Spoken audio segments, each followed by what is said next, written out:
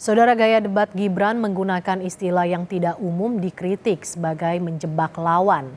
KPU diminta merevisi aturan untuk merespons peserta debat tentang penjelasan singkat. Bagaimana langkah Gus Muhaimin untuk menaikkan peringkat Indonesia di SGIE? Terima kasih. SGIE. Terus terang SGIE saya nggak paham. SGIE itu apa? Ya mohon maaf kalau pertanyaannya agak sulit ya Gus. Terima kasih. SGIE, pertanyaan Gibran Rakabuming Raka, Cawapres nomor urut 2 kepada Muhaimin Iskandar, Cawapres nomor urut 1, adalah singkatan dengan istilah yang tak umum dipahami. Tak cuma buat Muhaimin, Gibran juga menanyakan istilah sulit buat Mahfud MD, Cawapres nomor urut 3. Bahkan ketika dijawab Mahfud pun, Gibran mendesak Mahfud lagi. Prof. Mahfud menjawab 2 menit, tapi pertanyaan saya belum dijawab sama sekali, Pak. Apa regulasinya, Pak, untuk carbon capture and storage? Simpel sekali, Pak, pertanyaan saya, Pak. Mohon dijawab, Pak. Dijawab sesuai pertanyaan yang saya tanyakan, Pak. Nggak perlu ngambang kemana-mana, Pak. Gaya debat seperti ini dikritik tim sukses Ganjar Mahfud saat dinilai tak mendapat substansi. Yang disorot pertama adalah moderator debat yang tak luwes dalam aturan Komisi Pemilihan Umum sehingga peserta debat kehilangan waktu berargumen. Sebaiknya memang moderator memberikan kesempatan untuk itu dijelaskan.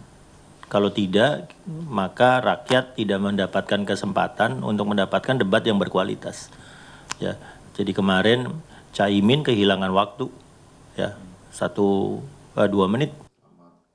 Kelakar Andi, SGIE semestinya diucapkan dalam lafal bahasa Inggris karena memang singkatan dalam bahasa Inggris State of the Global Islamic Economy alias ekonomi syariah.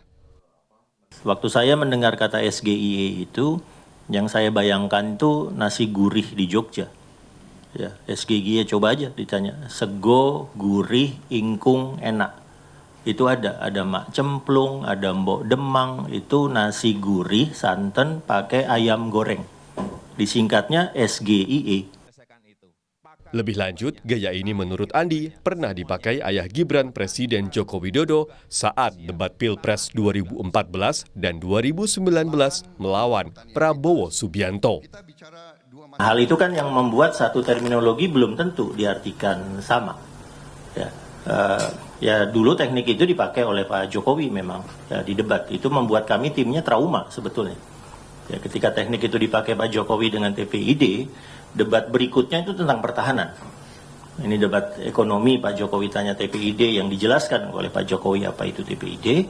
Bisa dijelaskan saat 2014 sehingga Pak Prabowo bisa menjawab. Ya, bayangkan kalau nanti tiba-tiba semua istilah yang terkait dengan lingkungan di debat 4, dengan carbon trading, dengan carbon tax, itu semuanya dikeluarkan dalam bentuk singkatan.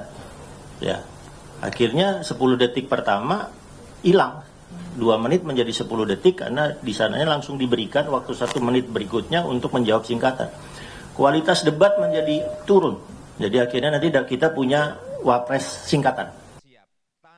Di debat 2014, Jokowi membuat Prabowo tak bisa menjawab arti singkatan TPID yang kepanjangannya adalah Tim Pengendali Inflasi Daerah. Sedangkan di 2019, istilah unicorn yang membuat Prabowo tak mengerti apa yang dibicarakan Jokowi. Di 2 pilpres tersebut, Jokowi mengalahkan Prabowo, namun terlepas dari taktik dan jebakan yang membuat lawan terdiam, aturan debat yang dibuat KPU tak bisa membuat masyarakat paham karena waktu yang singkat, plus kualitas pertanyaan yang standar. Karena para panelis tak dilibatkan untuk menggali kualitas capres dan cawapres. Apapun jawaban, sehebat apapun visi misi dan substansi, kalau dia misalnya tidak kenal waktu yang cuma 2 menit, 3 menit, dan 4 menit, pasti substansinya tidak bisa sampai secara utuh dan terpotong. Dan itu yang kita saksikan semalam. Misalnya beberapa kali Muhaimin itu belum selesai tapi waktunya sudah habis. Bahkan ketika ditanya tentang SGIE, tidak paham, kan sayang waktunya 2 menit mestinya untuk menjawab, harus dikorbankan karena mekanisme debat yang cukup ketat dan cukup tricky. Kasihan ya, seorang panelis dari kalangan profesor, doktor, mereka itu adalah kalangan akademisi kampus, kerjanya cuma ngambil daftar pertanyaan ya, mestinya mereka diberikan waktu untuk bertanya secara langsung kepada masing-masing kandidat, sehingga kemudian intelektualitas mereka itu muncul di depan publik dan bisa disaksikan bagaimana pertanyaan-pertanyaannya itu disampaikan secara genuin. Masih ada lagi 3 debat Pilpres 2024, 2 untuk Capres dan 1 untuk Cawapres. Momentum ini bisa digunakan untuk penampilan terbaik para Capres-Cawapres, juga perbaikan KPU untuk aturan debat supaya masyarakat mendapat pemimpin yang berkualitas. Tim Liputan Kompas TV.